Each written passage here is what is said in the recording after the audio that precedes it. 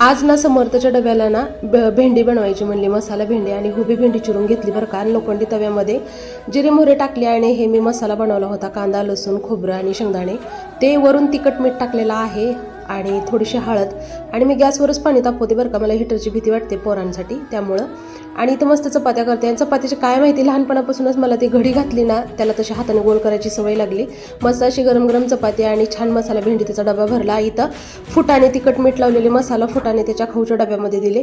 त्यानंतर त्यांनी ब्रह्मकमळाला पाणी घातली, पूजा केली आणि त्यानंतर मी पाऱ्या हे सगळे झाडू मारून घेतल्या. आणि सम्राट ही तयारच असतो. त्यानंतर स्ट्रॉबेरी चॉकलेट दोघाला दिलं, दादाला बाय केला. आहोचा व्हिडिओ कॉल आला, गावाकडलं वातावरण दाखवलं, टाया दाखवलं, गोगी दाखवलं. जास्वंदीला भरपूर असे फुलं लागले देवपूजेला. आणि लगेच आमच्या लक्षात आलं की चला आपल्याला देवपूजा करायचं आहे.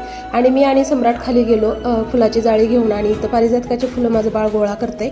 त्यानंतर हे बघा चिमणं वर आल्यानंतर ना पारिजातकाला फुल देऊन जय बाप्पा केलं. आणि देवपूजा करायच्या अगोदरच सगळे अर्पण केले देवाला फुलं. आणि देवपूजा करताना माझ्या लक्षात आलं की देवाचे भांडी जे आहेत ना खूप घाण झाले. तर पितांबरी घेतली आणि मस्त असं इथं घासून घेतलं आणि कोरडं करून वाळवून त्यामध्ये दिवा अगरबत्ती केली. असा होता आजचा ब्लॉग. दादाची खेळणी घेतली.